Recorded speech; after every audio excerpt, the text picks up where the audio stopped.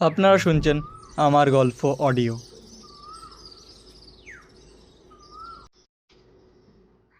কলকাতার এক প্রান্তে গলির ভিতরে দাঁড়িয়েছিল এক পুরনো বাড়ি। স্থানীয়দের কাছে এটি আবগস্ত বাড়ি নামে পরিচিত ছিল। রুদ্র এক তরুণ লেখক, ভূতের গল্প লিখতে বেশ ভালোবাসতেন।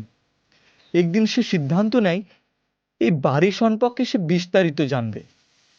তার বন্ধু সৌরভ ও মিতা তার সঙ্গে যেতে রাজি হয়। তিন বন্ধু বাড়ির সামনে পৌঁছলো ঠিক বাজবে রাত 10টা। ফোকট খুলতেই ধুলো উঠল হঠাৎ, যেন বহু বছর কেউ এটি ছয়নি। ভিতরে ঢুকতে মনে হলো যেন সময় এখানে থেমে গেছে। এক সময় এখানকার জমিদার রাজীব রায় নাকি আত্মহত্যা করেন, খুন করা হয়।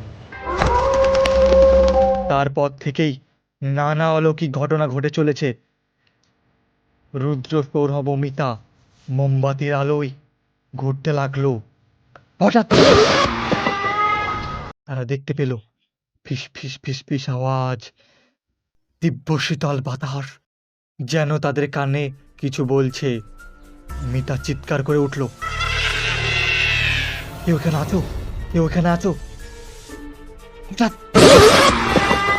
তাদের মধ্যে দাঁড়িয়েছিল এক ধূসর ছায়া মূর্তি। সে ধীরে ধীরে বলতে লাগলো,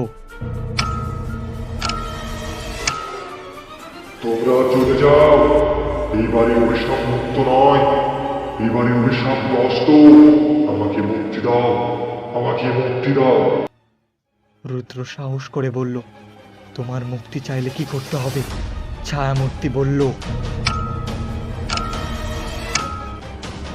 বাড়ির নিচে পুরনো কুয়ো আছে, সেখানে আমার বিয়ের শেষ অংশ পড়ে আছে।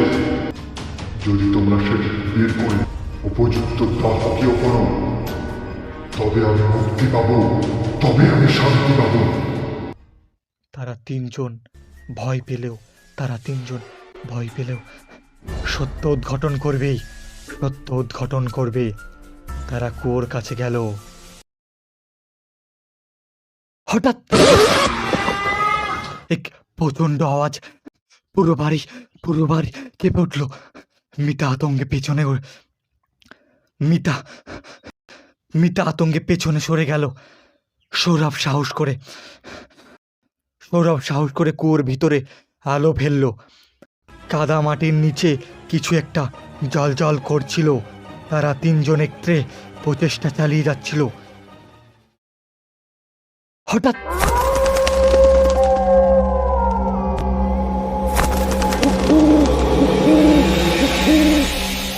একটি কঙ্কালের হাত বেরিয়ে এলো। হঠাৎ ঠিক তখন ছায়ামূর্তিটি চিৎকার করে উঠল, আমার মুক্তি, আমার মুক্তি। তারা দ্রুত দাহকীয় সম্পন্ন করল। ঠিক তখনই আকাশ কালো মেঘে ঢেকে গেল, প্রবল বাতাস বইতে লাগলো, আর সেই ছায়ামূর্তি ধীরে ধীরে মিলিয়ে গেল। বেশ, আজকে ছিল এই পর্যন্তই। আবার দেখা হচ্ছে অন্য এক ভিডিওতে, অন্য এক ভালো ভিডিওতে। আর এরকম ভালো ভিডিও যেন মিস না হয়, তাই আমার চ্যানেলটিকে, আমার গল্প চ্যানেলটিকে সাবস্ক্রাইব করে দাও, যেন ভূতের গল্প মিস না হয়। আর যারা